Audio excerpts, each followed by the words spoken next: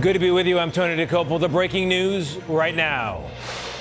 Surprise retreat. President Trump pausing that controversial $1.8 billion settlement. Critics had called it a slush fund for the president's friends, among them people convicted in the January 6th Capitol riot. Also developing tonight, a potentially major shakeup in the race for control of the U.S. Senate. The leading Democratic candidate in Maine caught up in a sexting scandal. Multiple women. Reaction tonight from his wife and what she says the real scandal is. Also, that viral arrest video, the cop caught on a doorbell cam appearing to repeatedly punch a woman, and now he's been charged with assault. Our CBS News investigation into that deadly bus crash on I-95 in Virginia. The driver now charged with involuntary manslaughter, and what we've learned about the bus company's safety record. New hope in the fight against one of the most deadly and aggressive forms of cancer tonight, what it means for patients and families. Our series, Affordability in America tonight, the rising price of produce and what it means for your bill when dining out. Encuentra Timpey. Also the good stuff, the World Cup's new star and the unlikely source of his fame. From CBS News headquarters in New York, this is the CBS Evening News with Tony DeCopel. And good evening. We begin with your money tonight. President Trump, in a rare retreat, is putting a controversial $1.8 billion pot of taxpayer dollars on ice. That news breaking late today. The money, the result of an extraordinary settlement between the president and his own IRS after the leak of his tax returns, was billed by the White House as a way to compensate anyone politically prosecuted by the Biden administration. Democrats, though, attacked it as a slush fund for the president's friends, even the rioters of January 6th. And Republicans increasingly voiced their own concerns with the idea. Senior White House correspondent Ed O'Keefe following it all for us once again tonight. Ed, good evening. Yeah, Tony, bipartisan opposition to the so-called anti-weaponization fund continued to grow, but it was an uproar among fellow Republicans, resulting in a key meeting just this morning that convinced President Trump to drop it. This morning, House Speaker Mike Johnson met with the president at the White House to convey growing Republican opposition to the fund, voiced by, among others, former Vice President Mike Pence on Sunday's Face the Nation. The idea of creating a fund that could compensate people who assaulted police officers and vandalized the Capitol that day is totally unacceptable. A judge Friday had blocked the fund, and Democrats this week still plan to introduce a bill to permanently block it. Democrats will not stop until it's well and truly buried and can never see the light of day. President Trump defended the fund on several occasions. This is reimbursing people that were horribly treated. But frustration among Republicans grew when Acting Attorney General Todd Blanche refused to rule out distributing funds to any January 6 rioters who'd been charged, convicted, and later pardoned by Trump for attacking police officers. Blanche was confronted by Senate Republicans in a closed-door meeting 2 weeks ago. It's one of the roughest meetings I've seen in my entire time in the Senate. There were a lot of Republican senators who were just pissed. People were, the entire meeting, they were screaming at the acting attorney general. Democrats and a growing number of Republicans tonight are saying the White House abandoning the fund isn't enough. They want to pass a law explicitly stating such a fund can never be established. We'll see if that happens, Tony. And Ed, we also have a new ruling that just came down about transgender troops in the military. Yeah, a court blocked the Trump administration from removing 28 transgender service members from the military while a lawsuit fighting their dismissal continues. The court argued a Pentagon policy blocking them from serving likely violates their equal protection rights, so for now those 28 can keep serving. Government records show about 4,200 openly transgender people served in the ranks last year, just 0.1% of the armed forces. Defense Secretary Pete Hegseth says he'll appeal all the way to the Supreme Court. Tony? We'll keep following it. Ed, thank you very much. Staying with politics now, and the new questions of character hanging over a key race, not in Texas this time, but in Maine, where Democrats' plans to retake control of the U.S. Senate involve flipping a seat with a popular outsider candidate named Graham Plattner. Trouble is, that candidate, married since 2023, has been texting sexual messages to women not his wife. CBS News political correspondent Caitlin Huey-Burns has details. The likely Senate Democratic nominee, Graham Plattner, is under fire tonight after he sent sexually explicit text messages to at least half a dozen women after he got married in 2023. The Maine oyster farmer and Marine Corps veteran called it gossip, but his own campaign confirmed the texts are real. His wife, Amy, had alerted campaign staff about the messages, worried they could be a liability in the race. No marriage is perfect, and I don't want a perfect marriage. I want my marriage. Plattner is not new to controversy after saying he didn't know a chest tattoo he got while drunk in 2007 was a recognized Nazi symbol. He had it covered up. This far more represents who I am now. In now deleted Reddit posts, he called himself a communist and said, "Why don't black people tip?" Many Democrats have been hoping Plattner could flip the Senate seat long held by Republican Susan Collins, a seat they need to win to take the Senate majority. But reaction among Democrats to the newest controversy is mixed. Graham Plattner is running an extraordinarily strong campaign. Yeah, I have concerns. That guy has questions to answer, and that's what campaigns are for. Now the Democratic primary is just 8 days away, and Plattner is still poised to win. His top opponent, Democratic Governor Janet Mills, dropped out of the race. But as she reminded a local newspaper today, her name will still be on the ballot next week. Tony. Caitlin, thank you very much. We turn now to North Carolina, where a police officer seen in doorbell video repeatedly punching a woman has not only been fired for that conduct, but charged with assault. And today he turned himself in. CBS News national correspondent Jerika Duncan has the very latest, and a word on the video: it is hard to watch. This doorbell camera shows a North Carolina police officer repeatedly punching a woman he was trying to place in handcuffs on Friday. What are you doing? The officer, 22-year-old Carson Hyder, is facing a misdemeanor, 1 count of assault inflicting serious injury. It is unclear what happened before the video starts, but Officer Hyder appears to punch the woman in the face several times while also wrestling her to the ground. A second officer tried to intervene. Let go! The woman, 34-year-old Sharia Moore, was eventually handcuffed. She could be heard asking for help with her mental health. Call my daddy. I'm not on medication. You can call my daddy or something. Her arrest immediately sparked community protests. The officer was fired the next day. Let's prosecute the police! Gregory Moore is Sharia's father. He believes excessive force was used and says his daughter is recovering from facial injuries. I couldn't watch it, especially when he started throwing the blows, the punches. According to Moore, his daughter has bipolar schizophrenia and is getting treatment while out on bond. It's going to be a long journey for her because she's really, really upset, shaking. Yeah, Moore is still facing charges for breaking and entering and assaulting a police officer. As for Officer Hyder, he was released and is out on $10,000 bond. He's expected to appear in court tomorrow for his arraignment. Tony? Jerika, thank you very much. Tonight, a CBS News investigation has uncovered new information about the bus company involved in that deadly crash on I-95 in Virginia on Friday. 5 people killed there, dozens injured after the bus driver allegedly plowed into cars, slowing down for a work zone. And CBS News has found that the bus company, apparently operating out of a North Carolina apartment building, has a spotty safety record, including at least 3 speeding violations and a similar crash in 2024, that near Greensboro, North Carolina. 9 people hurt in that incident.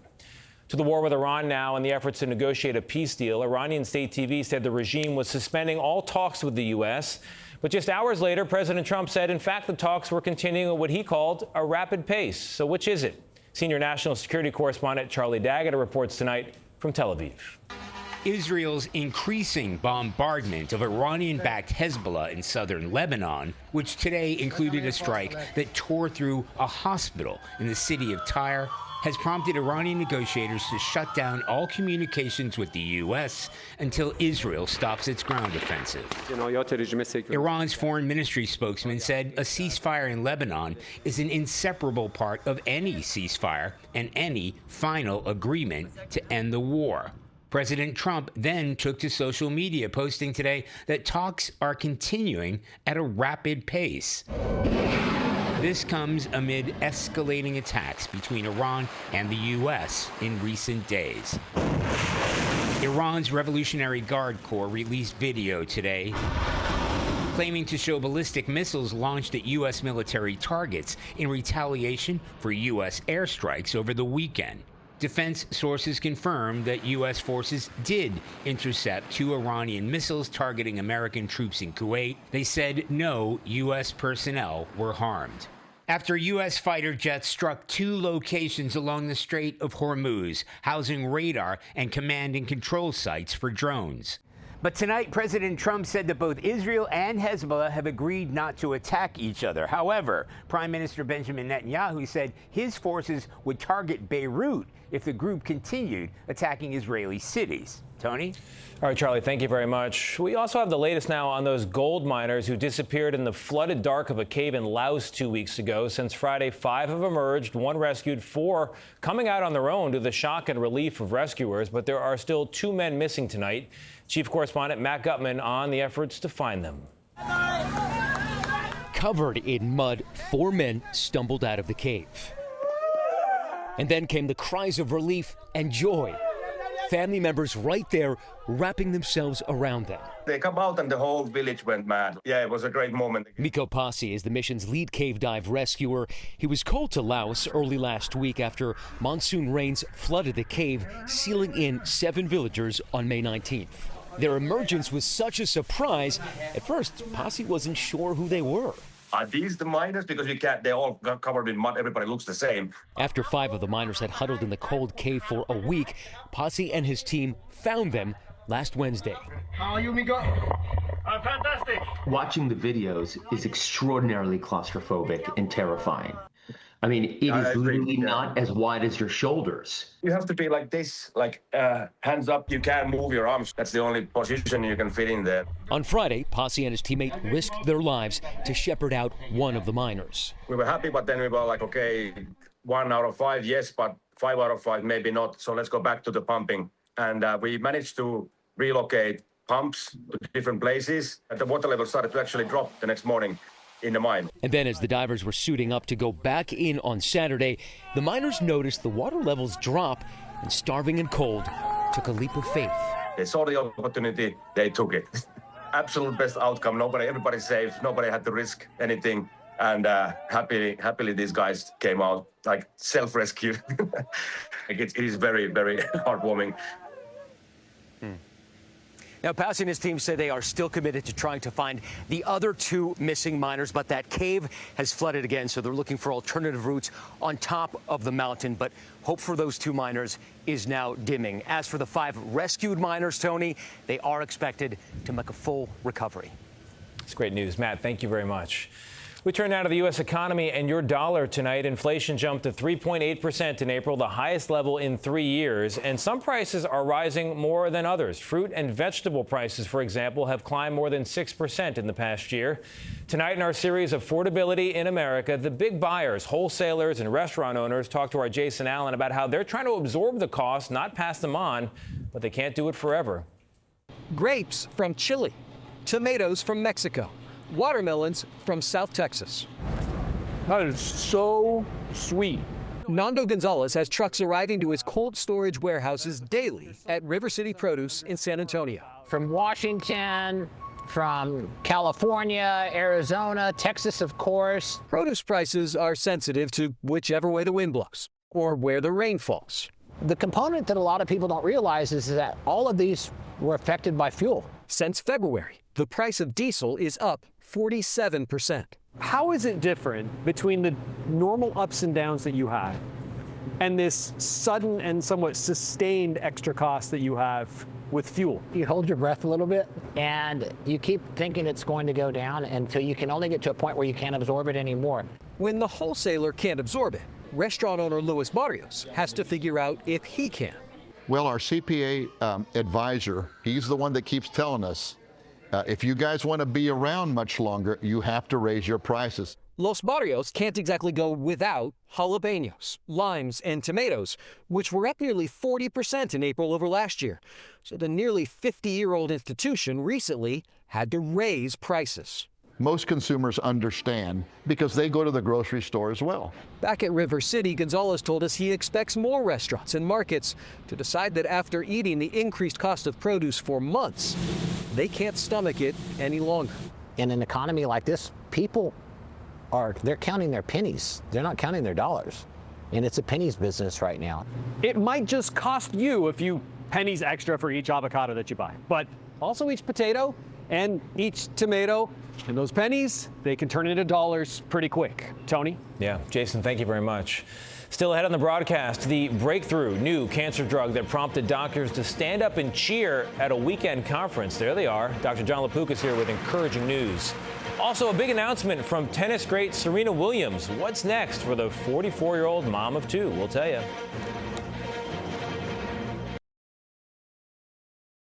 We are back with promising news on pancreatic cancer, one of the deadliest forms, taking tens of thousands of lives a year. But tonight, new hope, a drug that in trials is keeping patients alive for twice as long as chemotherapy alone.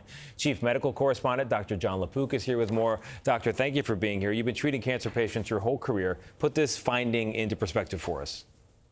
You know, pancreatic cancer is so brutal to treat, and standard chemotherapy is not very helpful. So to have a pill, daraxonrasib, that you take once a day and increases survival from 6.7 months to 13.2 months is spectacular. And in fact, it caused the oncology group yesterday in Chicago, where it was being presented, to stand up and cheer. And an oncologist that I spoke to said we were all sobbing. Now, the company has applied to the FDA for approval. It's amazing. Ben Sasse, former senator, he took this. He's got pancreatic cancer. He credits it with benefiting him. Yeah. How is it different from chemo? Chemotherapy affects both cancer cells and normal cells. This is targeted to try to just affect cancer cells. It works by turning off a mutated protein that fuels the cancer. Now, the research, Tony, that went into this began more than 40 years ago, which is why supporting basic research, even if you don't know where it's going to be heading, is so important, and why so many of us are concerned about recent cuts to government funding of basic scientific research at the NIH. Doctor, I've worked with you a long time. You don't often use the word breakthrough, but you are with this. Why? I'm using this word because personally, I have tried to treat pancreatic cancer and sat by the bed of patients and watched them die. And to get this kind of doubling of survival time is just absolutely spectacular. And it really signals the beginning of a whole new approach, this targeted therapy. And this is just the beginning. Yeah. AI, other approaches are going to really be remarkable. Really good news. Thank you, Doctor. Appreciate it. Up next, what Serena Williams is saying about her future in tennis as she works out with a very tiny but mighty training partner.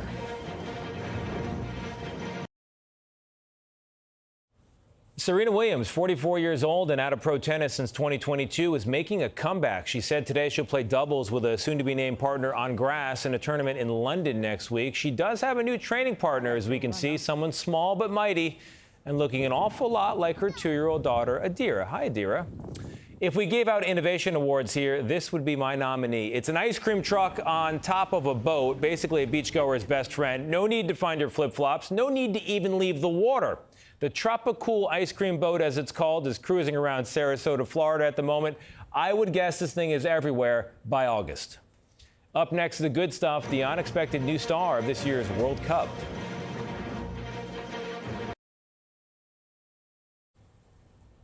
We're back with the good stuff. A week ago, Tim Payne was a little-known soccer player, a former B-team member of the Portland Timbers here in the U.S. But now?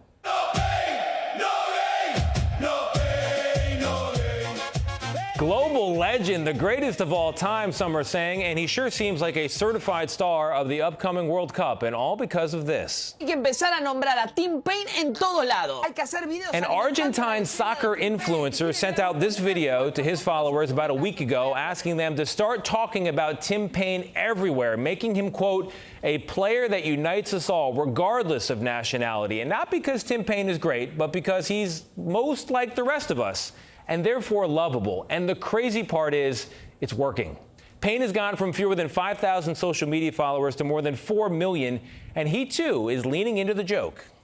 It's been pretty crazy 48 hours, to say the least. I just wanted to also express that I'm very grateful to be representing my country at this World Cup, and I appreciate all the love from all around the world.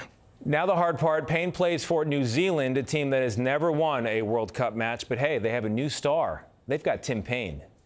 That's another day in America. I'm Tony DeCopel. We'll see you all back here tomorrow night. Thank you for watching. Good night for now.